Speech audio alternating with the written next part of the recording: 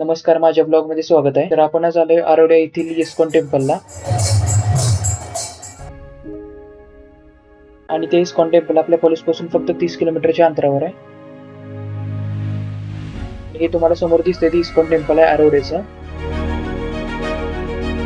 आणि त्या मंदिराचा परिसर म्हणाल तर खूप भव्य आणि निसर्गरम्य आहे. तर आम्ही इथे मंदिराजवळ आलेलो आहे. म्हणजे मंदिराच्या बाहेरच आहे. आषाढी एकादशी असल्यामुळं थोडीशी गर्दी आहे. हा तुम्हाला समोर दिसेल तो मेन मंदिराचा प्रवेशद्वार आहे. आणि बाकी या मंदिराचं टायमिंग म्हटलं तर सकाळी 4:30 पासून ते रात्री 9 वाजेपर्यंत आहे. आणि हे मंदिर आहे ते दुपारी 1 ते 4 बंद असतं. आणि हा जो तुम्हाला दिसतोय तो मेन मंदिराचा प्रवेशद्वार आहे.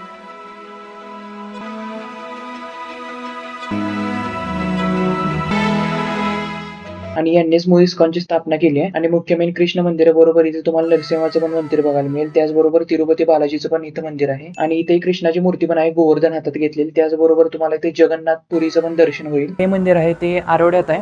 आणि तुम्हाला तासगावपासून म्हणला तर फक्त 10 ते 12 किलोमीटर बसेल. आणि या मंदिराचा आपण मेन मोठा ब्लॉग केलेला आहे. प्लीज आपल्या चॅनलवर जाऊन बघा.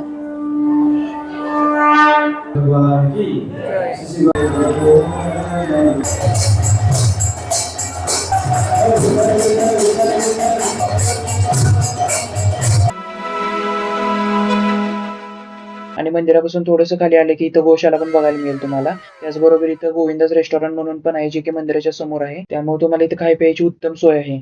लाईक करा यूट्यूब चॅनलवाले.